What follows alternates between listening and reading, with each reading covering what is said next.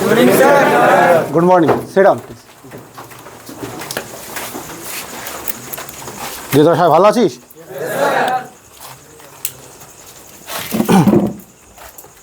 প্রথমত আজকে আমরা যে চ্যাপ্টারটা করাবো খুবই সহজ চ্যাপ্টার এবং এই চ্যাপ্টারটার স্পেশাল কিছু ক্রাইটেরিয়া আছে। যেমন আজকে আমরা যে অঙ্কগুলো তোমাদের করাবো, তোমাদের প্রত্যেকটা অঙ্ক আমরা দুটো নিয়মে করব। যে কীরকম নিয়মটা হচ্ছে যে প্রথমত অঙ্কটা বোঝার চেষ্টা করব অ্যাজ ইউজুয়াল, যেমন ডিটেলসে করে নর্মালি অঙ্ক যেমন ক্লাসে করে তেমনভাবে। আর একটা নিয়মে চেষ্টা করব যেটাতে খুব সহজেই মানে মুখে মুখে বা বিনা পেনে যেটা বলে সেই নিয়মটা কি করে করা যায় সেটা শিখব, ঠিক আছে? তো যেমন ধরো আমরা শিখব গড়। আজকে শিখব কি গড়ের কিছু অঙ্ক আমরা দেখব যে খুব সহজেই কীভাবে করা যায়। আচ্ছা, গড় কাকে বলে তোমাদের নিশ্চয়ই মোটামুটি ধারণা একটা আছে, তবু আমি একটা বলি যে গড় মানে কি, যে সবার মাঝে সমান ভাগ করে দেওয়া। যেমন ধরো তিনজন মূর্খ মানুষ, তারা হিসাব নিকাশ পারে না, অঙ্কের হিসাব নিকাশ পারে না, কোথাও কাজ করতে গেছে, সেখানে বলেছে যেমন যা কাজ হবে তেমন তেমন মায়না দেওয়া হবে, এবং তারা তিনজনে নিজের কন্ডিশন করেছে যে আমরা তিনজন যা ইনকাম করবো সমান ভাগে ভাগ করে নেব, কম বেশি যাই করে না কেন সমান ভাগে ভাগ করে নেব। এবার কাজ শেখে ধরো তারা তিনজন, একজন পেয়েছে 10 টাকা, ধরো একজন পেয়েছে 12 টাকা, ঠিক আছে, আর ধরো একজন পেয়েছে 14 টাকা, রাইট? এই 3টে টাকা পেয়েছে। এবার কথা হলো ওরা একটা শর্ত দিয়েছে, শর্তটা কি, যে আমরা সবাই সমান ভাগে ভাগ করবো। কোন ভাগে ভাগ করবো? সমান ভাগে ভাগ করব। তাহলে এবার কি করে ভাগ করবে তারা কি করে ভাগ করবে? ধরো মূর্খ মানুষ কি করে ভাগ করবে? যদি শিক্ষিত মানুষ হতো তাহলে খুব সোজা ভাগ করতাম। যে কেমন ভাগ করতাম? প্রসেস নাম্বার 1, যে 10 টাকা, 12 টাকা আর 14 টাকা, নাকি যোগ করলে কত হয়? 36 টাকা। 36 টাকা, তাহলে আমরা কি করব? 3 ভাগ করব, রাইট? তাহলে হলো 12 টাকা। এইটা হলো নর্মাল গড়ের একটা পদ্ধতি, যে 10 টাকা, 12 টাকা, 14 টাকা যোগ করে সমস্ত কিছু যোগ করে ভাগ করলে গড় হয়ে যায়। এবার এটা ভালো করে খেয়াল করে দেখো, এই গড় শব্দের আর একটা অর্থ হচ্ছে যে মাঝামাঝি থাকা। কোথায় থাকা? কারণ দেখো সংখ্যাটা 10, 12 আর 14, রাইট? তাহলে এই মাঝামাঝি সংখ্যাটা আছে। আচ্ছা, এবার দ্বিতীয় নিয়ম, ধরো এবার যদি মূর্খ মানুষ হয় তাহলে কি করে ভাগ করবে, রাইট? তাহলে সে তো আর যোগ করতে পারবে না, পারবে কি? কারণ মূর্খ মানুষ যোগ করতে পারবে না। তাহলে কি করে করবে? সে ভাববে তুই ক টাকা পেয়েছিস? 10 টাকা। তুই ক টাকা পেয়েছিস? 12 টাকা। এক কাজ কর, যে আচ্ছা তুই 10 টাকা পেয়েছিস, তুই 10 টাকা নে, তুইও 10 টাকা নে, আমিও 10 টাকা নিই, রাইট? ঠিক কিনা? কারণ ওরা তো জানে না কী করে নেবে, কী করে। তাহলে 10 টাকা নিল, একজন 10 টাকা নিল, একজন 10 টাকা নিল, একজন 10 টাকা নিল, থাকলো ক টাকা? 6 টাকা। তখন ওরা ভাববে ঠিক আছে তুই 2 টাকা নে, আমি 2 টাকা নিই, 2 টাকা নে, হলো না? তখন কিন্তু 12 টাকা হলো, রাইট? এই প্রসেসটা তোমাকে শিখতে হবে। কারণ তোমাকে বারবার বলে আসছি যে কি, চাকরি পেতে গেলে শুধু নলেজটাই যথেষ্ট না। তোমার জ্ঞান থাকতে পারে, তুমি পড়াশোনায় ভালো হতে পারো, অনেক কিছু হতে পারো, কিন্তু তোমাকে জ্ঞানটা এমন থাকতে হবে যেটা চাকরি পাওয়ার উপযোগী। কারণ পরীক্ষায় সেই সমস্ত প্রশ্নগুলি আসবে যে সমস্ত প্রশ্নগুলি কোনো না কোনোভাবে সহজেই করা যায়, খুব অল্প নিয়মে করা যায়। তো আমরা চেষ্টা করব যে এই নিয়মটার সাথে সাথে এই নিয়মটাও কি করে তোলা যায়। এবার বাস্তব অঙ্কে দেখলে যে খুব সহজেই কি করে বোঝা যায়। তাহলে 3টে পয়েন্ট শিখলাম। 1, যে নর্মালি সব যোগ করে ভাগ করে দেবো, গড় হয়ে যাবে। 2, যে একদম বিনা হিসাবে ভাগ করে দেবো, যে এইটার জন্য কোনো অঙ্ক জানার দরকার নেই, ঠিক আছে? কোনো অঙ্ক জানার দরকার নেই। আর একটা কথা আমি বলেছি যে 3 নম্বর পয়েন্ট হচ্ছে যে গড় মানে মাঝামাঝি। গড় মানে কি? মাঝামাঝি। এই মাঝামাঝি, শুধু এই শব্দটা নিয়ে আমি অনেক অঙ্ক করতে পারি। যে কেমন? ধরো তোমাকে ছোট একটা অঙ্ক দিলাম, বললাম আমি যে 11টা অঙ্কের 11টা সংখ্যার গড় হচ্ছে ধরো 10, রাইট? পরপর 11টা সংখ্যার গড় হচ্ছে 10। এর মানে কি? যদি সংখ্যাগুলো 1 থেকে সাজানো যায় তাহলে 11 জনের মধ্যে 6 নম্বর কি? 6 নম্বর ছেলেটা কি মাঝে থাকে, তাই না? 11 কি 6 নম্বর মাঝে থাকে তো? তাহলে ওই 10টা মানে 6 নম্বর স্থানে 10 আছে নাকি? তারপরে 1, 2 করে বাড়ালেই হয়ে যাবে, রাইট? তার মানে ইজি। তো শুধু এই অঙ্কটা, এই কনসেপ্টটা কাজে লাগিয়ে কিন্তু আমরা 10 থেকে 15টা করতে পারি ইজিলি। সে আমরা আস্তে আস্তে শিখবো। তো চলো কিছু অঙ্ক করা যাক। হ্যাঁ, তো কিছু অঙ্ক আমরা দেখে নেব।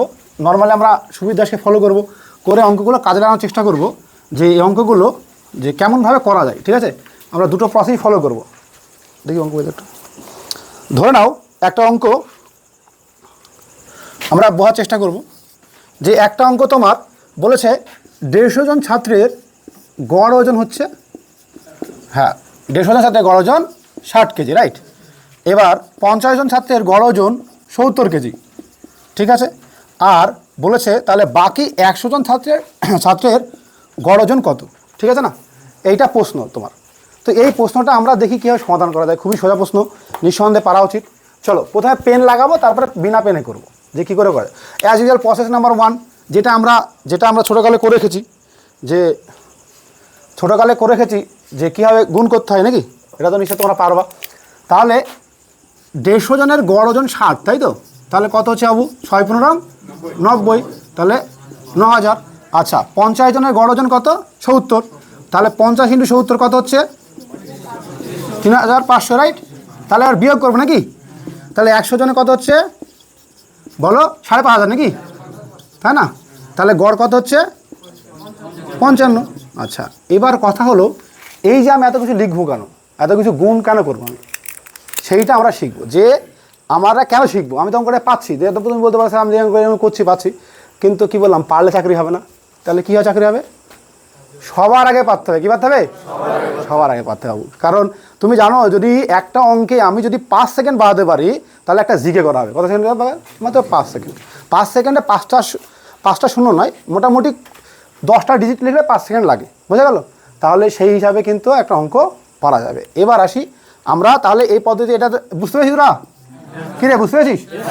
আচ্ছা চলো আমরা দেখবো এবার সেকেন্ড স্টেপ, যে কি করে এই অঙ্কটাই খুব সহজেই একটু বিনা কম ডিজিটে করানো যায়। আচ্ছা প্রথমত বলেছে 150 জনের গড় ওজন 60 কেজি, রাইট। এইটা মানে হচ্ছে আমি ধরে নেব ওই পৃথিবীতে যে ব্যক্তিই থাকুক না কেন তার ওজন 60ই।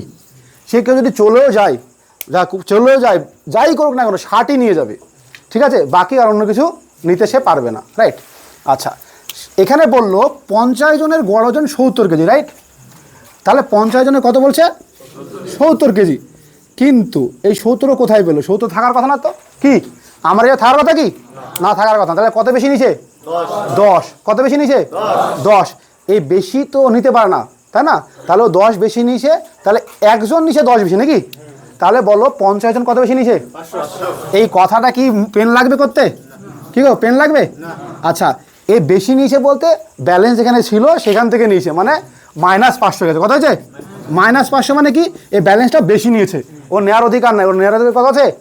60ই নেওয়ার অধিকার আছে। যে যাক, তাহলে নিল কোথায় থেকে? তাহলে বাকির কাছ থেকে নিয়েছে। কোথায় থেকে নিয়েছে? বাকির কাছ থেকে নিয়েছে। কতজন বাকি আছে? কতজন বাকি আছে? তাহলে ভাবো, যদি 100 জনের কাছে 500 টাকা নেয়, তাহলে কত টাকা হয়? 5 টাকা। কি 5 টাকায় না? আরে পাগল, মোট 500 টাকা নিয়েছে 100 জনের কাছে, কত যাবে? 5 টাকা। তাহলে 5 টাকা নেগেটিভ, 5 টাকা নেগেটিভ কার? ওই 100 জনের। তাহলে 100 জনের কাছে ছিল কত টাকা করে? 60 টাকা করে।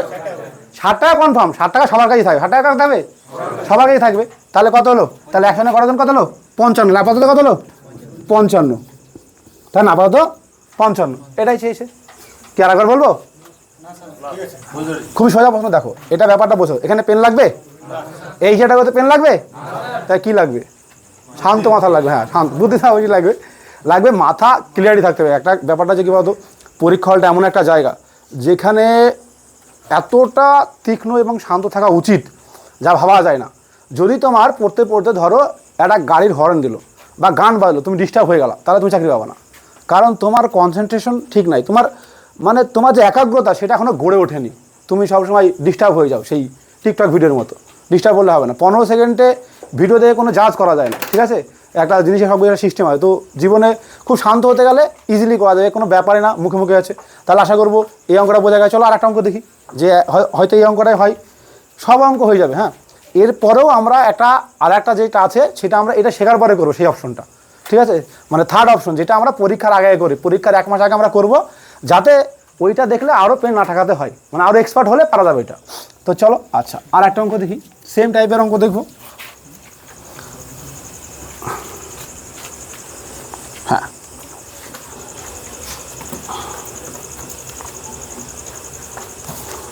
ধরো তোমাকে এই অঙ্কটা দিয়েছে, বলেছে 6টি সংখ্যার মধ্যে, টোটাল 6টি সংখ্যা আছে, রাইট? 6টি সংখ্যার মধ্যে প্রথম 5টির গড় হচ্ছে তোমার 37, রাইট? শেষ পাঁচটির গড় হচ্ছে তোমার 32। তাহলে প্রশ্ন হচ্ছে প্রথম এবং শেষ এইটার বিয়োগফল কত, রাইট? বিয়োগফল কত হয়েছে, মানে কি? যদি আমি অঙ্কটা একটু বোঝার চেষ্টা করি, সমস্যাটা একটু বোঝার চেষ্টা করি। দেখো ওরা কি করেছে, ধরো 5টা বল তোমার 1 2 3 4 5 6 6টা আছে। তাহলে কি করেছে, প্রথমে তোমার এই সংখ্যাগুলো নিয়েছে, প্রথম 5টা এই গড় করেছে কত করে আছে 37 করে, রাইট? আচ্ছা, হ্যাঁ, তারপরে নিয়েছে আর এটাতে নিয়েছে লাস্ট 5টা, মানে এই সংখ্যাটা নিয়েছে, হয়েছে না? গড় কত করেছে? 32 হয়েছে। এবার জিজ্ঞেস করেছে যে এই যে একটা সংখ্যাকে আমরা কি করেছি, দেখো এই 1 2 3 4 4টা সংখ্যাকে দুবার নিয়েছি। দুবার বলতে একবার ডান হাতে একবার বাম হাতে, বোঝা গেল? ভাবেন, একবার ডান হাতে নিয়েছি একবার বাম হাতে নিয়েছি। তো আমি যদি বিয়োগ করে দিই তাহলে ডান বামের মধ্যে কি কোনটা কমন বাদ যাবে? যেটা দুটোর মধ্যে আছে, কি বাদ কোনটা যাবে? দুটোর মধ্যে আছে। তাহলে বাদ দিলে কি পড়ে যাচ্ছে, যদি এইটা থেকে এটা বাদ দিই তাহলে প্রথম থেকে শেষ, আর এটা থেকে এটা বাদ দিলে শেষ থেকে প্রথম, বোঝা গেছে? মানে যদি বলতে পারে, মানে এরকম হতে পারে। কিন্তু তাহলে এবার হচ্ছে কথা, কথা হচ্ছে যে কথায় যে দুটো নিয়মে করতে হবে, করতে হবে দুটো নিয়মে। একবার পেন লাগাবো একবার লাগাবো না। পেন না লাগালে কি হয়, 1 সেকেন্ড উত্তর হয়ে যাবে, 1 সেকেন্ড, জাস্ট 1 সেকেন্ড। কীরকম যদি পেন না লাগিয়ে করি অঙ্কটা? আমি বলেছিলাম যে গড় মানে কি, সবার কাছে 2 টাকা আছে, 32 টাকা করে আছে এখানে, আর এখানে 37 টাকা আছে। তো এখানে 85 জন, দুই জায়গায় কজন আছে? তাহলে 37 থেকে 32 টাকা বাদ দিলে কত টাকা হয়? 5 টাকা। তো 5 টাকায় ডিফারেন্স হবে, যেখানে যাক 5 টাকায় যেভাবেই বাদ দেখ 5 টাকায় ডিফারেন্স থাকবে। আর আছে কজন? 5 জন। মোট আছে কজন? তাহলে মোট ডিফারেন্স কত হবে? 25 টাকা। তাহলে প্রথমে সে ডিফারেন্স কত হবে? 25 টাকা। চলো অঙ্কটা, স্যার বলে এত সহজ অঙ্ক হয় নাকি? চলো আমরা চেক করে দেখি, কারণ আমরা ডিটেলসে করবো এবার অঙ্কটা। ডিটেলসে কী করবো? ডিটেলসে খুবই সোজা। তাহলে প্রথম 5 জনের 5 × 37 কত হচ্ছে রে? গুণ করে 5 7 35 5 বলো 185, রাইট? আচ্ছা, 5 × 32 কত বলো? 60, রাইট? তাহলে বিয়োগ করবো, তাহলে কত হচ্ছে? 25 হলো, মিললো। দেখো এবার দেখো এইখানে আমাকে এটা গুণ করে কিন্তু আমাকে হিসাব করতে হচ্ছে, রাইট? কিন্তু এখানে হিসাব করা লাগবে। এই 5 থেকে 37 থেকে 32 বাদ দিতে হয়, কত হয়? 5 আর 5 গুণ করলে কত হয়? 25। আনসার হলো। কিন্তু কথা হলো যে কোনটা শেখা উচিত? হ্যাঁ, দুটোই শেখা উচিত। কারণ কেন? কারণ সব সময় যে মনে থাকবে কি রে অপশন, এটা তো মনে রাখতেই হবে, উপায় নাই। কেউ চেষ্টা করতে হবে এটাতে যাওয়ার, চেষ্টা করতে কোনটা? এটাতে যাওয়ার, যতটা পারা যায়। না পারলে তো থাকবেই, সবসময় অপশন রাখতে হবে। তার মানে বোঝা গেল যে একটা অঙ্ককে আমরা খুব ইজিলি করতে পারি। চলো নেক্সট দেখি, আরও কিছু অঙ্ক দেখি, আরও কিছু একটু কঠিন টাইপের দেখি।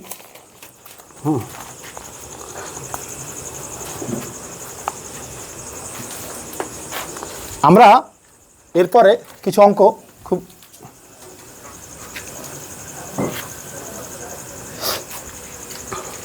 বলেছে 22 জনের গড় নম্বর 45। আচ্ছা, 22 জনের গড় হচ্ছে কত? 45, রাইট? আমরা দেখে নেব। 22 জনের গড় হচ্ছে 45। তাদের মধ্যে প্রথম 10 জনের নম্বরের গড় হচ্ছে 55, রাইট? এবং কি বলেছে, শেষ 11 জন, শেষ 11 জনের গড় হচ্ছে তোমার 40, রাইট? হয়েছে? চলো তাহলে 11তম ছাত্রের গড় কত? এই অঙ্কটা বোঝো। দেখো খুবই সোজা অঙ্ক। এই অঙ্কটা বিনা পেনায় করতে পারি আমি, মানে কিছু লাগবে না। অঙ্কটা দেখি বোঝাতে কত আনসার হবে, কিন্তু কি করে করব? এবার এই জায়গায় পৌঁছাতে গেলে তোমাকে বারবার প্র্যাকটিস করতে হবে। বিশেষ করে অঙ্ক সব থেকে সহজ সাবজেক্ট। একটা কারণে মানুষ পারে না, সেটা হচ্ছে যে প্র্যাকটিসের অভাব। আর লিখে কেন খাটনি দেখে করতে যাওয়া না, লিখতে গেলে কষ্ট। ইতিহাস দেখে দেখে পড়ছি, দেখে দেখে পড়ে খুব বেশি শেখা যায় না। কারণ শুধু পড়ে যতটা শেখা যায়, লিখে তার 5 গুণ মিনিমাম শেখা যায়। মানলে 5 ঘন্টা পড়ে একটা মানুষ যতটা শিখবে, কেউ যদি 1 ঘন্টা লিখতে পারে সেই সমান শিখবে। বোঝা গেল? পড়ে ফেলাটা তো বড় কথা না, হজম করাটা বড় কথা। কি বললাম?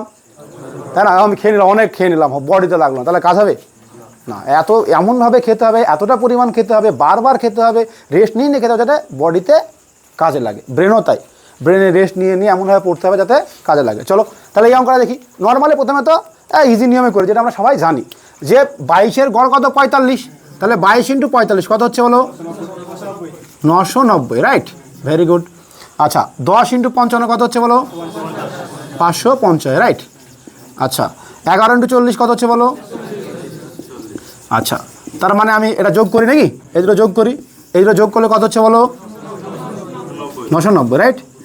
তাহলে এটা থেকে এটা বাদ দিলাম, 22টা, এটা 11টা সংখ্যা, 21টা সংখ্যা আছে, এখানে বোঝা আছে? এখানে কি বলছে, এখানে 10টা আর 11টা মিলে কটা? 21টা সংখ্যা। আর এখানে কত? 22টা। তাহলে 22টা থেকে 21টা বাদ দিলে একটা সংখ্যা পড়ে থাকে, তার মানে সংখ্যাটা 0, রাইট?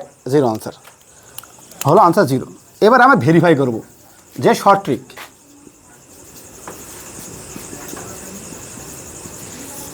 এটা কত number short trick? First short trick. এর থেকেও একটা ট্রিক আছে, এর থেকেও শর্টে করা যায়, কিন্তু সেটা আমরা পরীক্ষার আগেই শেখাবো। কেন শেখাবো? কারণ কিছু জিনিস পেতে গেলে এক্সপার্ট হতে হবে না, এক্সপার্ট না হলে সেখানে ভুল হওয়ার সম্ভাবনা বেশি। কি, যত বেশি তুমি লাভ করতে যাও তত বেশি রিস্ক থাকবে। তো হচ্ছে এবার কি করে করব? এবার অঙ্কটা হচ্ছে, কথা হচ্ছে যে বিনা হিসাবে কী করে করা যায়, যে বিনা পেন লাগে। প্রথমে আমি একটা কথা বলেছিলাম, গড় মানে কি বাবু? সবাই সমান ভাগ করা। গড় যদি বলে যায় তাহলে অঙ্ক হয়ে গেল। এটা গড় বলে দিয়ে তো 45, তাহলে পৃথিবী যেই আসুক কমুক 45ই থাকবে, তার বেশি আর কিছু হবে না। হবে কি? হ্যাঁ, তাহলে সবার কাছে ক টাকা আছে? 45, তাহলে 45 টাকায় থাকবে। বাকিগুলো এদিক ওদিক কলাম হিসাব করে নেবো, শুধু আমি কতটা কমছে কতটা বাড়ছে এটা হিসাব করে নেবো। কিন্তু বলছে 10 জন চলে গেল, 55 টাকা নিয়ে চলে গেল, রাইট? তো 55 টাকা ওর ঘরে ছিল না, ওর কাছে ছিল কত? কত ছিল? তাহলে বেশি নিল কত? 10। তাহলে আমি একটা লিখে নিই যে 55 একজন নিয়ে গেছে, কজন করে? 10 জন নাকি? তো ক টাকা বেশি নিল? হ্যাঁ, একজন 10 টাকা নিয়েছে, তাহলে মোট 100 টাকা বেশি নিয়ে নিয়েছে নাকি? কি 100 টাকা বেশি নিয়েছে না, রাইট?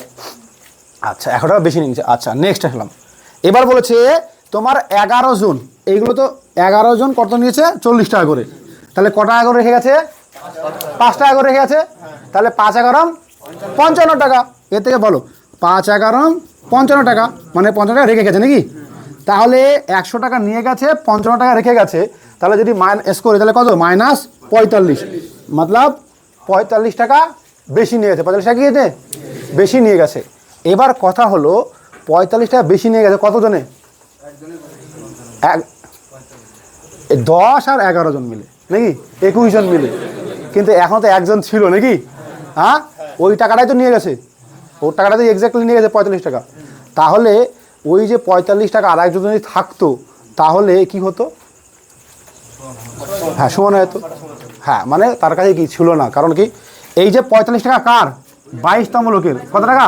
22তম লোকের টাকাটা ও নিয়ে গেছে, আর এখানে কিন্তু 45 থাকার কথা প্লাস, তাহলে প্লাস 45 আর এই 45 যোগ করলে কত হচ্ছে? 0। তার মানে ওই ব্যক্তির কাছে কত? 0 টাকা আছে, কারণ এখানে একজন কম হয়েছে। কত হয়েছে? কম হয়েছে।